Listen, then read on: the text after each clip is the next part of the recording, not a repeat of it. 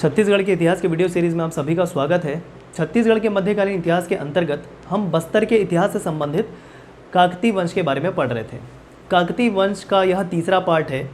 इसके पिछले वीडियो में हमने कुल 15 राजाओं के बारे में विशेष बातें देख ली थी। आज के वीडियो में हमको शुरुआत करना है 16वें राजा से और जाने वाले हैं हम 22वें राजा तक।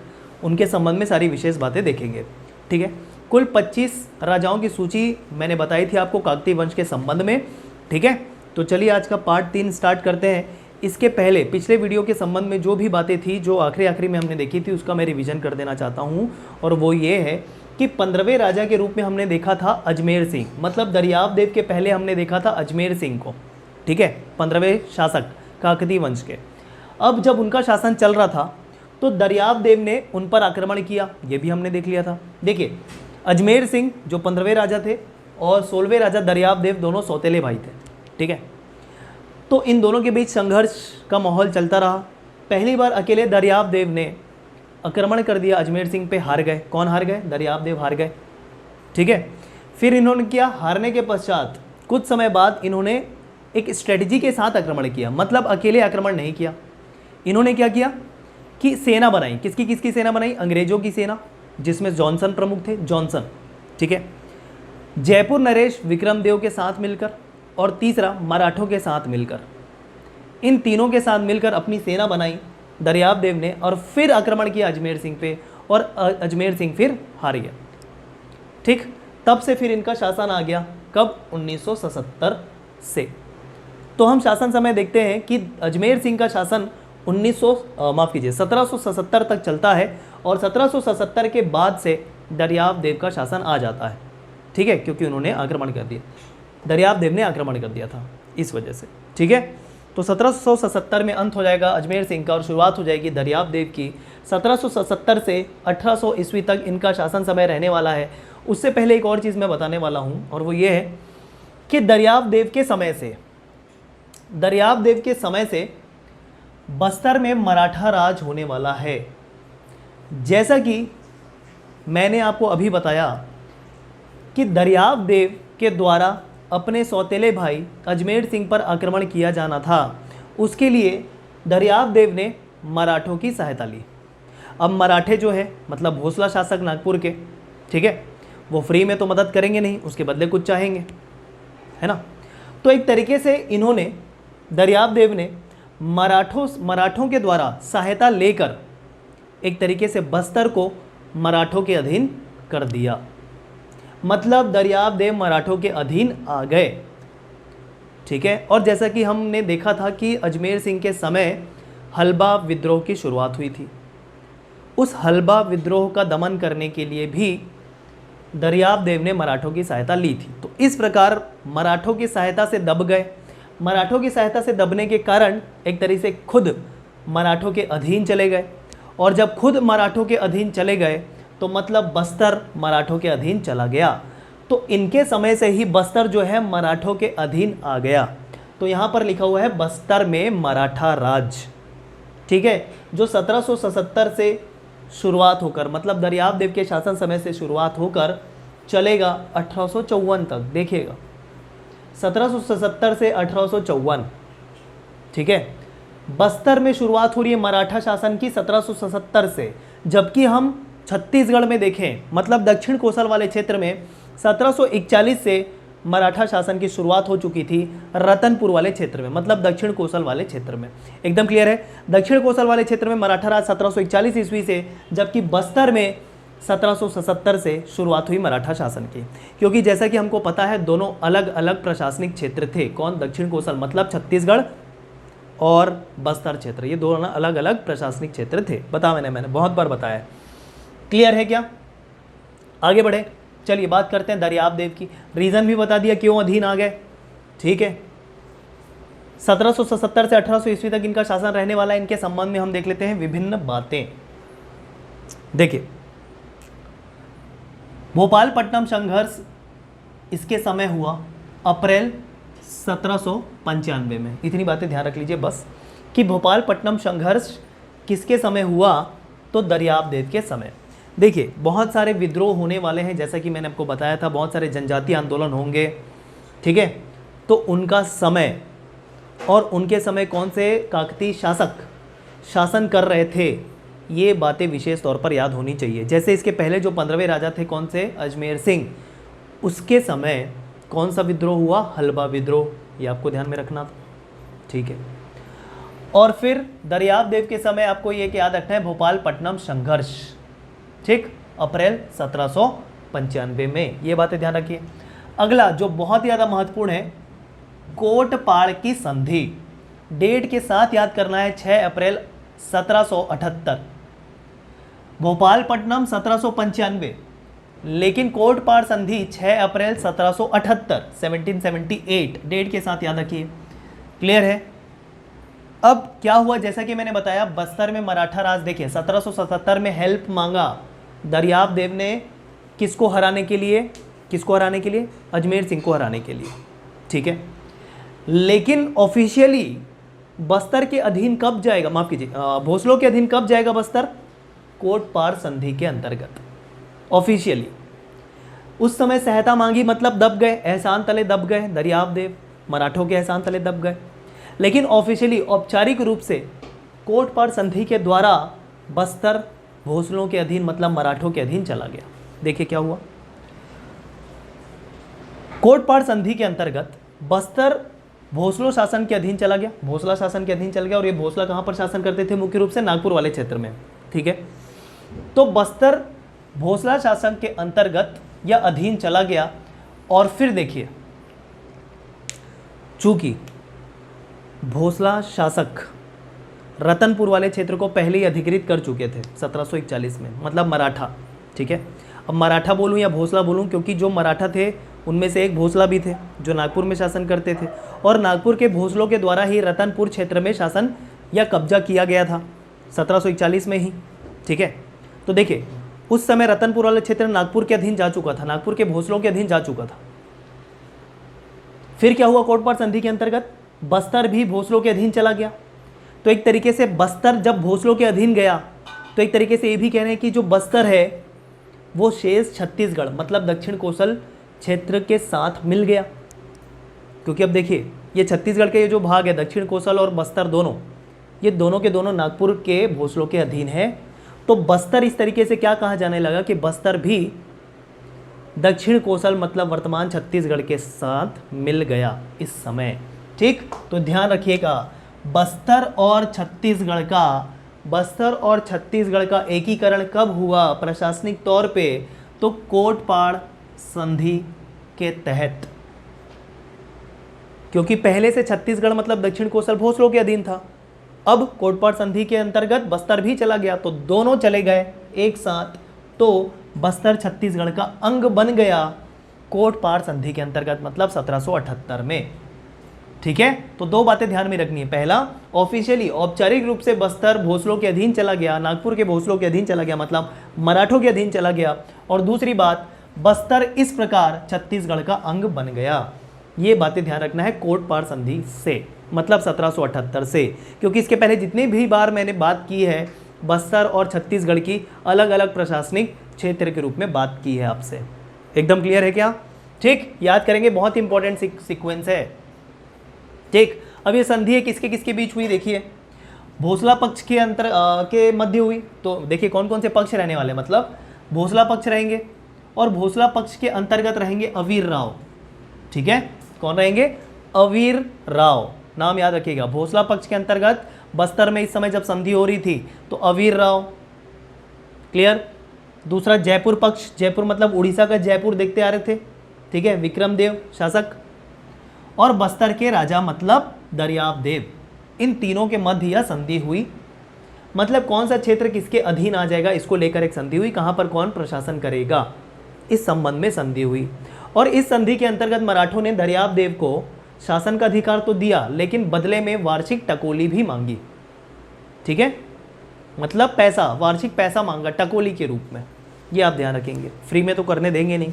और साथ ही साथ जो कोटपाड़ एक परगना था, उस समय कोटपाड़ एक परगना था, तो संधि के अंतर्गत ये जो कोटपाड़ परगना था वो जयपुर राज्य को मिल गया, ठीक है। ये जो जयपुर राज्य है ना उड़ीसा, उसको मिल गया, उसके शासक को मिल गया क्या, कोटपाड़ परगना, इसी कोटपाड़ संधि के अंतर्गत। क्लियर। साथ ही साथ देखिए जो मैंने बोला था प्रतिवर्ष टकोली देना होगा किसको, दरियाबदेव को शासन करने के बदले किसको, भोसला को। मुख्य यहां पर कौन थे, भोसला मतलब मराठा। ठीक है, दरियाबदेव भोसला राजा को प्रतिवर्ष 59,000 टकोली देने की बात हुई।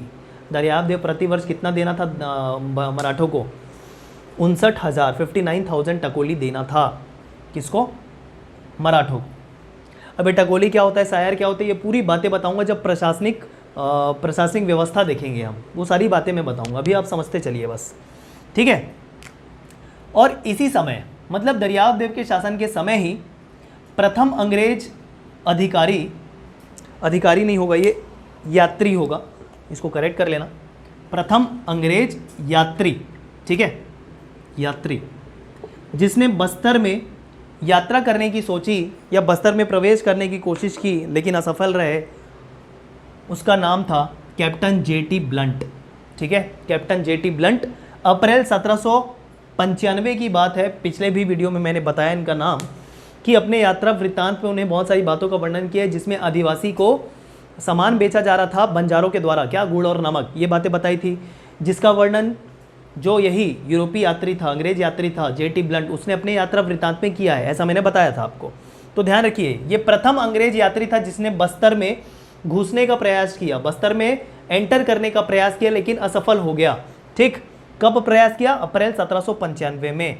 तो जब बस्तर प्रवेश कर रहा था तो विभिन्न आदिवासियों के द्वारा इन पर तीर भाला से आक्रमण किया गया और घुसने नहीं दिया गया बस्तर में। लेकिन कहाँ तक घुस पाए, कांकेर तक घुस पाए। ये जो कैप्टन जेटी ब्लंट है ना, कांकेर तक घुस पाया बस। तो कांकेर की यात्रा करके वापस लौट गया, इसका सपना अधूरा रह गया बस्तर घूमने का, नहीं घूम पाया। क्लियर है क्या, याद रखेंगे, कैप्टन जेटी ब्लंट प्रथम अंग्रेज यात्री जिसने कोशिश की लेकिन सफल नहीं हुआ। तो अभी भी ये नहीं है कि प्रथम बस्तर की यात्रा करने वाला कौन है, वो जेटी ब्लंट नहीं है, सिर्फ कांकेर का यात्रा किया। क्लियर है क्या, ये हो गया दरियाबदेव के संबंध में सारी बातें। चलिए अगले शासक देखिए, अगले राजा देखिए, महिपाल देव। इसके जस्ट बाद 1800 से 1842। ठीक है, अब यहां से मराठे तो शासन करेंगे 1854 तक, लेकिन उनका एक राज नहीं रहेगा मराठों का, इसमें इंटरफेरेंस रहने वाला है अंग्रेजों का। क्योंकि देखिए पूरा भारत जो है अंग्रेजों के अंतर्गत शासन कर, मतलब पूरे अंग्रेजों के अंतर्गत ही था। ठीक है, तो एक तरीके से अंग्रेज जिसको चाहते थे कि शासन करने दें वो शासन कर पाते थे। तो मराठा जो है एक तरीके से कुछ क्षेत्र में स्वच्छंद रूप से कहना चाहिए एकमात्र एक छत्र छाया शासन कर रहे थे, लेकिन कुछ क्षेत्र में अंग्रेजों के दया भाव पर या अंग्रेजों के अधीन रहकर शासन कर रहे थे। ठीक है, तो अब ये समय आएगा जब मराठा अंग्रेजों के साथ मिलजुल कर इस बस्तर वाले क्षेत्र में शासन करेंगे। तो यहाँ पर लिखा हुआ है संयुक्त रूप से शासन करेंगे, तो यहाँ पर लिखा हुआ इसी कारण आंग्ल मराठा राज। जब कभी अंग्रेज शासन करने आ जाएंगे बस्तर में, मतलब अंग्रेजों का शासन होगा, अंग्रेजों का अधिकार होगा, और कुछ समय हम देखेंगे मराठा फिर से शासन करेंगे। इस प्रकार से चलता रहेगा, मराठा अंग्रेज संयुक्त रूप से। कब से कब तक, 1818 से 1854 तक। तो 1818 इसी के समय के बीच में, मतलब महिपाल देव के समय के बीच में ही आ रहा है। बात समझ में आई क्या। तो 1818 से 1854 तक आंग्ल मराठा संयुक्त रूप से शासन करेंगे बस्तर वाले क्षेत्र में। और ये समय किसका है, जब आंग्ल मराठा संयुक्त रूप से शासन कर रहे हैं, वो समय है महिपाल देव का। याद करते चलिए सारा सीक्वेंस के समय कौन सा राजा है काकतीय वंश का, बहुत महत्वपूर्ण। 1800 से 1842 उसी समय के बीच में आ रहा है। हालांकि 42 इसके बाद भी 54 तक चला है, ये ध्यान रखिएगा। ठीक है, चलिए अब देखिए, ये पूरी बातें अच्छे से बताएंगे कि उस समय अंग्रेज के अधिकारी कौन से थे, कौन से समय तक, फिर सूबा शासन आएगा, फिर जिलेदार नियुक्त होंगे, वो सारी बातें हम देखेंगे बाद में। फिलहाल अब सीक्वेंस याद करते चलिए। चलिए महिपाल देव के समय की बात याद करते हैं। अब हुआ क्या, बात हुई थी 59,000 प्रतिवर्ष टकोली देने की, लेकिन जैसे ही दरियाबदेव का समय गया टकोली देना बंद हो गया काकतीयों द्वारा, किसको, मराठों को। और इवन दरियाबदेव के समय ही ये 59,000 टकोली देने में आनाकानी हो रही थी। तो दिमाग खराब होना चालू हो गया, किसका, मराठों का दिमाग खराब चालू। तो भाई बार बार क्या कर रहे थे, लेटर भेज रहे थे, पत्र भेज रहे थे कि भैया आपको हम याद दिला रहे हैं कि आपको भेजना है, फिर भी उसका कोई रिप्लाई नहीं काकतीयों द्वारा, दिमाग खराब फिर से। तो फिर देखिए क्या होगा, भोसलों को टकोली नहीं देने के कारण रतनपुर में शासन जो कर रहे थे भोसला, नागपुर माफ कीजिए नागपुर के भोसला, तो उस समय थे नाना साहेब या व्यंकोजी, ठीक है ना। महिपाल के द्वारा टकोली नहीं दिया जा रहा था, तो उस समय रतनपुर में कौन से भोसला शासक कर रहे थे, नाना साहेब या व्यंकोजी, ठीक। उनके द्वारा ना सेनापति भेजा गया जिसका नाम था रामचंद्र बाघ। कहाँ आक्रमण करने के लिए, काकतियों पर आक्रमण करने के लिए बस्तर में, क्योंकि टकोली नहीं भेज रहे भैया, ऊपर से जो पत्र भेज रहे हैं उसका भी रिप्लाई नहीं कर रहे, ठीक है। तो रतनपुर में जो भोसला शासन कर रहे थे उसका नाम था नाना साहेब या व्यंकोजी, उसने अपने सेनापति रामचंद्र बाघ को आक्रमण करने के लिए भेजा बस्तर के राजा पे जो थे महिपाल देव। और ये रामचंद्र बाघ पहले आक्रमण किया कांकेर पे, तो कांकेर के राजा को पराजित कर दिया, ठीक। अब कांकेर से फिर प्रवेश किया बस्तर में, जहाँ पर कौन शासन कर रहा था, महिपाल देव। तो रामचंद्र बाघ ने आक्रमण किया महिपाल देव पे, लेकिन महिपाल देव की जो बस्तर की सेना थी वो स्ट्रांग थी काफ़ी, और हरा दिया उसने रामचंद्र बाघ को। और रामचंद्र बाघ फिर भागा वापस, ठीक है, क्योंकि हार गया रामचंद्र बाघ किससे, महिपाल देव से, जब बस्तर पर आक्रमण हुआ। फिर ये क्या किया, वापस गया, वापस रायपुर गया, और रतनपुर से और रायपुर से बहुत बड़ी सेना लेके आ गया मराठों की। फिर दोबारा आक्रमण किया महिपाल देव पे, और फिर दूसरी बार आक्रमण में जीत गया रामचंद्र बाघ, दूसरी बार आक्रमण में जीत गया। तो फिर से 2 बार आक्रमण यहाँ पर, जैसे हम किसके केस में देख रहे थे, अजमेर सिंह और दरियादवे के केस में देख रहे थे 2 बार आक्रमण, यहाँ पर फिर से वही दो बार आक्रमण वाली स्थिति उत्पन्न हुई। पहली बार में रामचंद्र बाघ हार गया महिपाल देव से, दूसरी बार सशक्त सेना लेकर आया और आक्रमण किया, फिर रामचंद्र बाघ जीत गया दूसरी बार में महिपाल देव से। क्लियर हो गया, ठीक है। तो फिर अब जीत गया तो मतलब क्या देना पड़ेगा, टकोली देना पड़ेगा वापस से महिपाल देव को, ठीक। और उस समय देखिए बस्तर की बात कर रहे हैं, प्रॉपर कहाँ पर राजधानी चल रही थी, जगदलपुर, ये चीज़ आप ध्यान में रखिएगा, ठीक। तो लिखा है यहाँ पर दूसरी बार में विजयी हो गया रामचंद्र बाघ। चलिए अगला देखिए। अब चूंकि फिर से ये हार गया, महिपाल देव हार गए मराठों से, तो एक तरीके से फिर से उसके अधीन आ गए, मराठों के अधीन आ गए, है ना। तो 1830 में इसने क्या किया, 1830 ईस्वी में महिपाल देव ने सिहावा परगना भोसला शासन को सुपुर्द कर दिया। कौन सा परगना, सिहावा परगना भोसला शासन को सुपुर्द कर दिया, दे दिया 1830 में।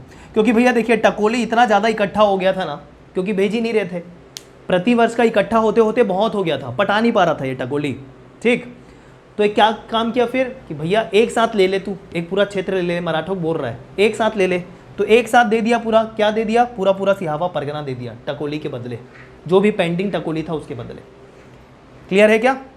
तो इस तरीके से हिसाब किताब पूरा कर दिया, पुराना वाला चुकता कर दिया हिसाब, ठीक है। तो इतनी बातें महिपाल देव के संबंध में याद रखना है। अब एक चीज़ देखिए, इसके समय कौन सा विद्रोह हुआ, तो ध्यान रखना है परलकोट विद्रोह। परलकोट विद्रोह 1825 ईस्वी, समय इसी के बीच है, ध्यान रखेंगे। इसका नेतृत्व कौन किया, परलकोट विद्रोह का नेतृत्व किसने किया, एक जमींदार थे जिसका नाम था गेंद सिंह, उसने नेतृत्व किया। पूरा जनजातीय विद्रोह में अलग से पढ़ाऊंगा पूरा एक लेक्चर में, बहुत ही डिटेल में, डोंट वरी, किस लिए हुआ, क्या हुआ, नेतृत्वकर्ता कौन थे, परिणाम क्या हुआ, सारी बातें। फिलहाल आप समझ लीजिए किसके समय क्या हुआ, ये आपको याद करना है पहले, तो याद करते चलिए। परलकोट विद्रोह महिपाल देव के समय हुआ, समय था 1825, नेतृत्व जमींदार गेंद सिंह के द्वारा। अब एक चीज़ याद करने के लिए थोड़ा कन्फ्यूजन होता है, तो देखिए मैं एक ट्रिक बता रहा हूँ, ठीक है, मतलब एकदम नॉनसेंस ट्रिक है, याद करने के लिए सही होता है। जितना नॉनसेंस से नॉनसेंस ट्रिक रहेगा, याद करने में आसानी होती है। और इसको पर्सनली ना लें, कोई बातें अगर ट्रिक बनाते हुए बुरी लगी तो उसको इग्नोर कीजिए, सिर्फ याद करने के पर्पज से मैं बता रहा हूँ। देखिए अगर हलबा विद्रोह याद करना है, ठीक है, तो हलबा विद्रोह किसके समय हुआ था, अजमेर सिंह के समय। तो इस तरीके से आप याद कर लीजिए कि जो हलवा है, हलवा मतलब हलवे से याद कर सकते हैं कि हलवा जो है वो अजमेर में जाके खाया गया, इस तरीके से याद रखिएगा, हलवा जो है अजमेर में जाके खाया गया, तो इस तरीके से याद रखेगा हलवा विद्रोह अजमेर सिंह के समय। सिर्फ ये ट्रिक मैं आपको याद करने के लिए बता रहा हूँ, इसको पर्सनली नहीं लेना है, ठीक है, और इमोशन में नहीं बहना है। क्लियर है क्या, ठीक, याद करने के उद्देश्य से मैं आपकी हेल्प कर रहा हूँ।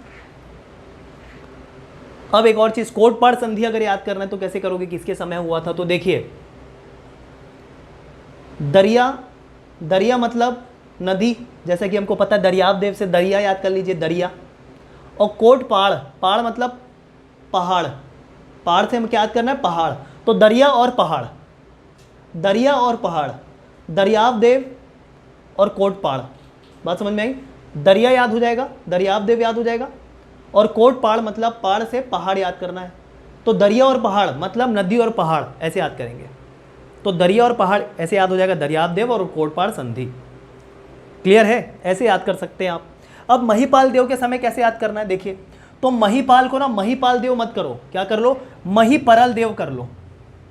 महिपाल देव को क्या बोल लो, महिपरल देव। महिपरल देव करोगे ना तो महिपरल से परलकोट विद्रोह याद आ जाएगा। हेल्प हो रही है? तो इस तरीके से कर लीजिए, कोई दिक्कत नहीं है। तो परलकोट विद्रोह महिपाल के समय, महिपाल नहीं महिपरल, ऐसे कर लो।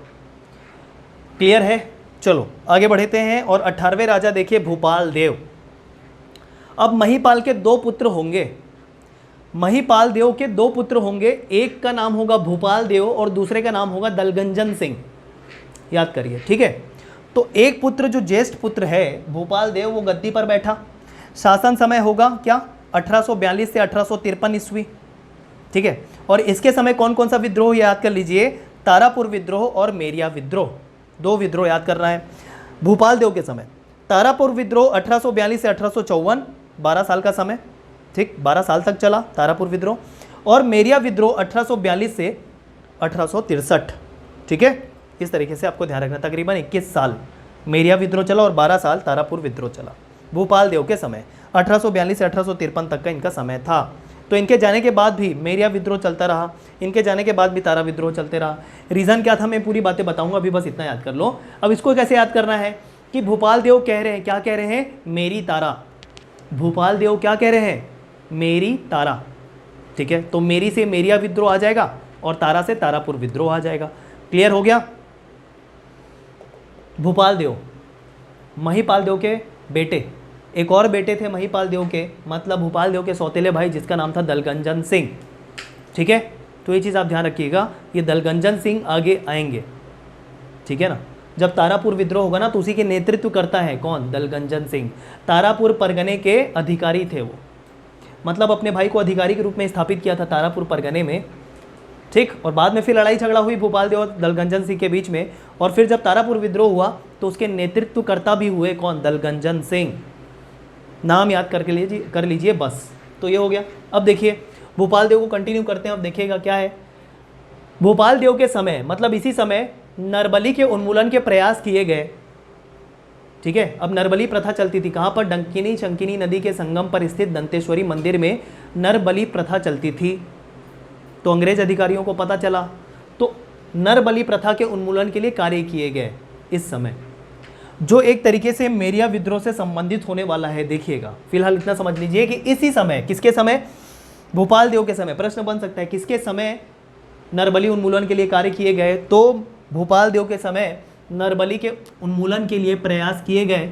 और जो जांच करता थे उसका नाम था मैकफरसन, अंग्रेज अधिकारी मैकफरसन, मैकफरसन अंग्रेज अधिकारी जांच करता, ठीक है।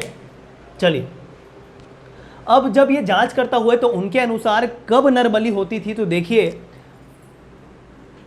ताड़ी पेन्नू, जिसे माटी देव भी कहा जाता है, ठीक। तो इनके पूजा में, मतलब एक देवता है ताड़ी पेन्नू, या जिसको माटी देव कह रहे हैं, एक देवता है, तो उनके पूजा के समय ये नरबली प्रथा होती थी। ये जांच करने के बाद किसने पाया, मैकफरसन ने जांच करने के समय पाया, ठीक है।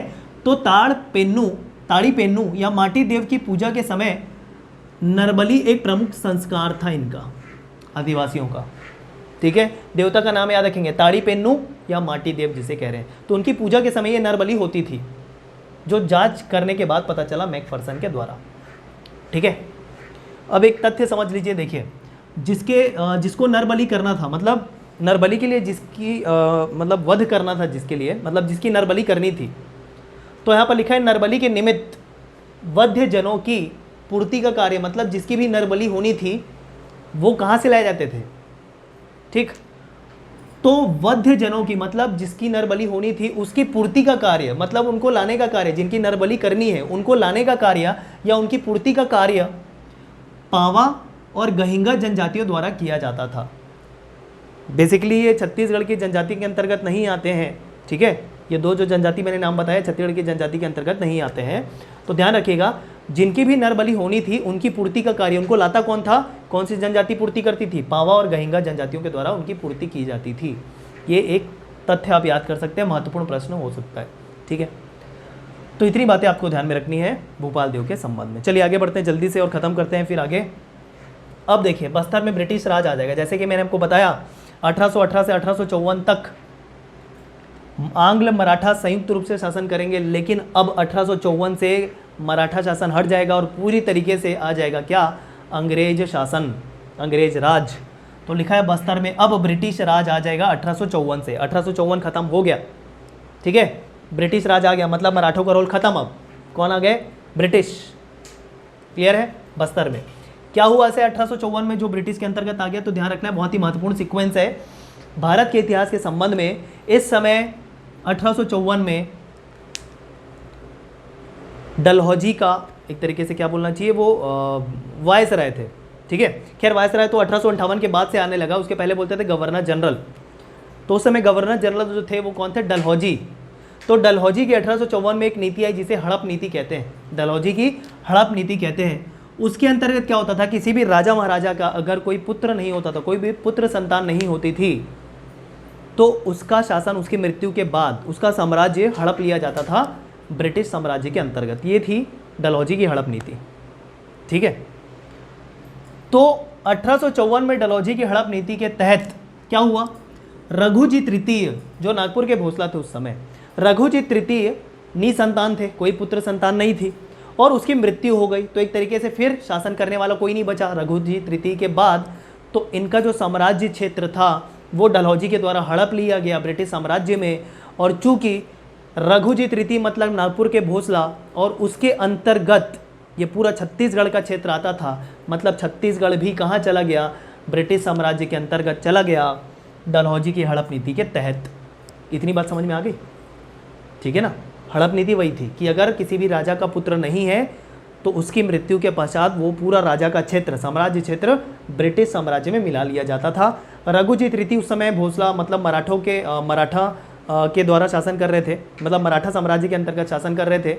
उनकी कोई भी पुत्र नहीं थी, और चूंकि मराठों के शासन क्षेत्र के अंतर्गत छत्तीसगढ़ भी आता था, तो चूंकि मराठा साम्राज्य चला गया ब्रिटिश क्षेत्र में, तो छत्तीसगढ़ भी चला गया ब्रिटिश क्षेत्र में। ये पूरा कारण है।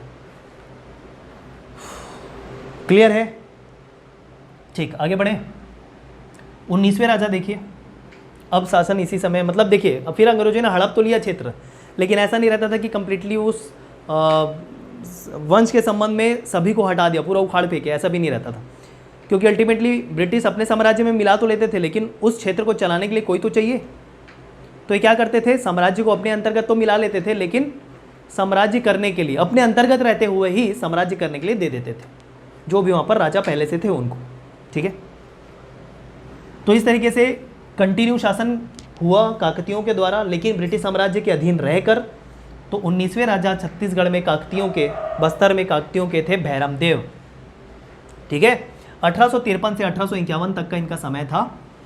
अब इनके संबंध में बात याद कीजिए। देखिए, प्रथम यूरोपीय छत्तीसगढ़ सूबा का deputy commissioner major Charles Elliot 1856 में बस्तर में घुस गया फाइनली, ठीक है। भैरम देव के समय प्रथम अंग्रेज जिसका नाम था मेजर चार्ल्स इलियट, जो छत्तीसगढ़ सूबा का डिप्टी कमिश्नर था, वो फाइनली 1856 में बस्तर में घुस गया, बस्तर आगमन हो गया उसका। तो प्रथम अंग्रेज जिसने बस्तर में आगमन किया या बस्तर में घुस गया वो था कौन, चार्ल्स इलियट। ये ध्यान रखेंगे, किसके समय, भैरम देव के समय, ठीक है। जो छत्तीसगढ़ सूबा का डिप्टी कमिश्नर ही था, तो देख रेख करने के लिए घुस गया बस्तर में। कौन रोकता उस समय, कोई नहीं, ठीक है।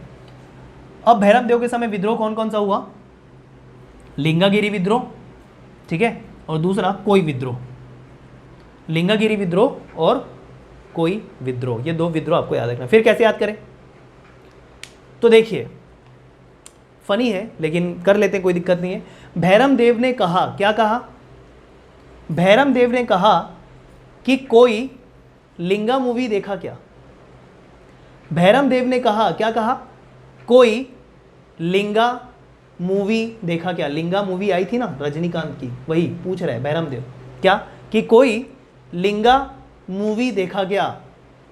तो इलियट ने कहा मैंने। तो इतनी सारी बातें मैंने एक साथ आपको बता दी।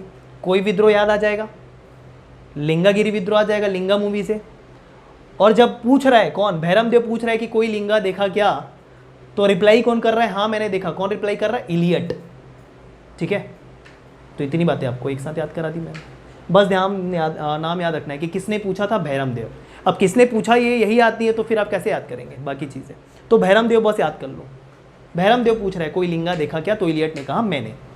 तो कोई विद्रोह भी याद आ गया, कोई से लिंगा मूवी से लिंगागिरी विद्रोह याद आ गया।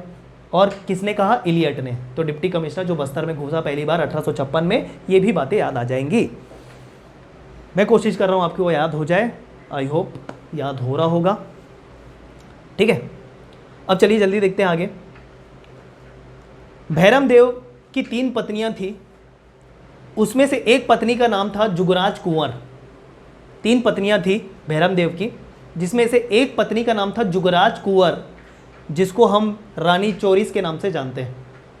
रानी चोरिस ने क्या किया था कि अपने पति के विरुद्ध ही विद्रोह कर दिया था। मतलब बहरम देव के विरुद्ध विद्रोह कर दिया था रानी चोरिस ने। ठीक है, और ये विद्रोह तकरीबन 8 साल तक चला, 1878 से 1886 ईस्वी तक। और इसी कारण चूंकि यह महिला थी, ठीक है, और अपने पति के विरुद्ध विद्रोह किया, तो इनको छत्तीसगढ़ की पहली विद्रोहिणी कहा जाता है। महत्वपूर्ण, रानी चोरिस मतलब जुगराज कुंवर को छत्तीसगढ़ की पहली फर्स्ट विद्रोहिणी कहा जाता है। याद करिएगा, कुछ भी नाम दे सकता है, रानी चोरिस भी दे सकता है या जुगराज कुंवर भी दे सकता है। जुगराज कुंवर, क्लियर है? इतनी बातें आप ध्यान में रखेंगे। ठीक, तो इतनी सारी बातें आपको ध्यान में रखनी है। चलिए 2 मिनट और, 2 से 3 मिनट और। अब बहरम देव के पीछे भी एक स्टोरी है जिसे बताने का समय थोड़ा सा नहीं है, लेकिन फिलहाल सुन लीजिए जल्दी से। बहरम देव ने अपना अधिकारी, देखिए बहरम देव की भी कोई संतान नहीं थी, तो इसने क्या किया? एक दीवान थे, इनके फेवरेट दीवान थे एक बहरम देव के, लाला कालिंद्र। तो बहरम देव ने लाला कालिंद्र को अपना उत्तराधिकारी नियुक्त कर दिया। लेकिन ये जो कालिंद्र है, लाला कालिंद्र जो है दीवान थे, उनको ये बात उचित नहीं लगी कि भैया राजा महाराजाओं के लिए मैं कैसे उत्तराधिकारी बन सकता हूँ। ठीक है, दीवान थे आके। तो लाला कालिंद्र ने क्या किया? उस समय इनकी 2 शादी हुई थी बहरम देव की, और कोई भी पुत्र नहीं था। तो लाला कालिंद्र ने इनकी तीसरी शादी करा दी। ठीक है, तीसरी शादी करा दी, और फिर तीसरी शादी से इनको पुत्र हुआ जिसका नाम था रुद्र प्रताप देव। अब उत्तराधिकारी मिल गया। ठीक है, तो सारी चीज़ें सेटल। ठीक, तो 20वें राजा रुद्र प्रताप देव, शासन समय 1891 से 1921 तक। जल्दी देखिए कि संबंध में क्या क्या बातें हैं। जब बहरम देव की मृत्यु हुई तो ये मात्र 6 साल के थे, रुद्र प्रताप देव, क्योंकि इनका जन्म 1885 में हुआ था। ये शासन समय लिखा हुआ है 1891 से 1921। तो देखिए 1885 से 1851 कितना होता है? 6 साल। तो 6 साल की आयु थी जब इनकी मृत्यु हुई, और शासन संभालने के लिए बहुत छोटे थे। तो इस समय जब तक ये वयस्क नहीं हो गए तब तक इनका शासन, मतलब काकतीय वंश का शासन अंग्रेजों द्वारा संभाला गया। ठीक है, ये बातें आप ध्यान में रखेंगे। अब इनके समय क्या क्या हुआ? जगदलपुर चौराहों का शहर के रूप में प्रसिद्ध हुआ। बहुत सारे इन्होंने क्या किया कि टाउन प्लानिंग के अंतर्गत बहुत सारे निर्माण कार्य करवाए जगदलपुर में, जिसके तहत जगदलपुर को चौराहों के शहर के रूप में विकसित किया गया। ठीक है, सन 1900 में जगदलपुर का बंदोबस्त हुआ। बहुत सारे मंदिर के निर्माण किए गए। रुद्र प्रताप देव पुस्तकालय का निर्माण किया गया। इतनी सारी बातें हो रही है।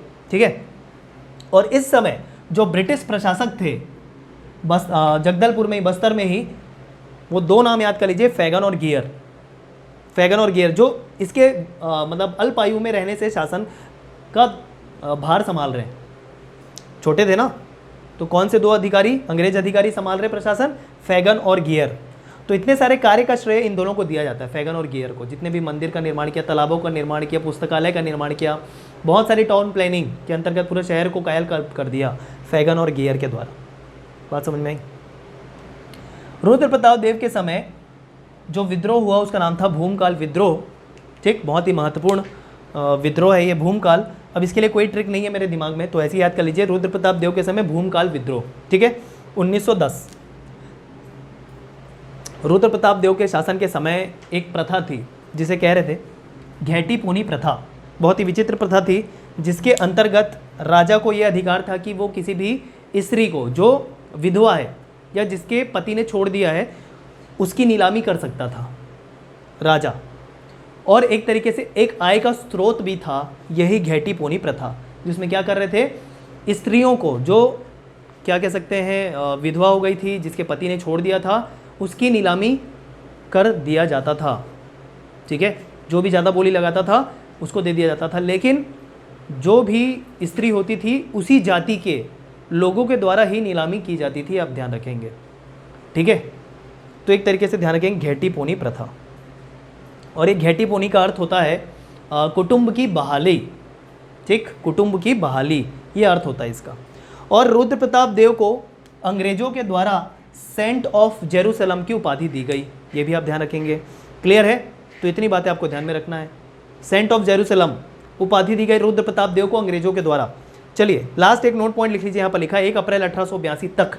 बहुत ही महत्वपूर्ण है ये जो आखिरी नोट पॉइंट है ना, प्रश्न आया इससे, बहुत ही महत्वपूर्ण है। देखिए 1 अप्रैल 1882 तक बस्तर छत्तीसगढ़ डिवीजन के अंतर्गत अपर गोदावरी जिले के डिप्टी कमिश्नर के अंतर्गत आता था, जिसका मुख्यालय था सिरोचा।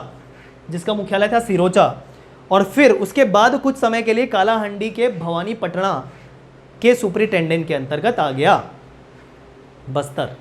ठीक है, तो ये नोट पॉइंट आप नोट कर लेंगे आखिरी वाला। ठीक है, चलिए 20वें के बाद 21वें आएंगी। अब वो शासक नहीं आएंगे, राजा नहीं आएंगे, शासिका आएंगी जो छत्तीसगढ़ की पहली शासिका होंगी, जिसका नाम होगा प्रफुल्ल कुमारी देवी, रानी प्रफुल्ल कुमारी देवी, जिनका विवाह भंजदेव शासक से हुआ जिनका नाम था प्रफुल्ल कुमार भंजदेव। तो महारानी का नाम भी प्रफुल्ल कुमारी देवी और उनके पति का नाम भी प्रफुल्ल कुमार भंजदेव।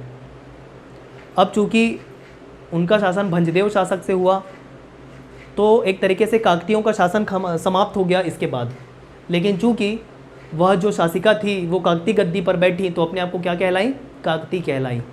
प्रफुल्ल कुमारी देवी छत्तीसगढ़ की पहली महिला शासिका। और उसके पुत्र हुए फिर कौन, प्रवीर चंद्र भंजदेव, 22वें राजा। ठीक है, तो चलिए इनके बारे में मैं डिटेल में बातें अगले वीडियो में कर दूंगा। अगले वीडियो में मिलते हैं दोस्तों, धन्यवाद।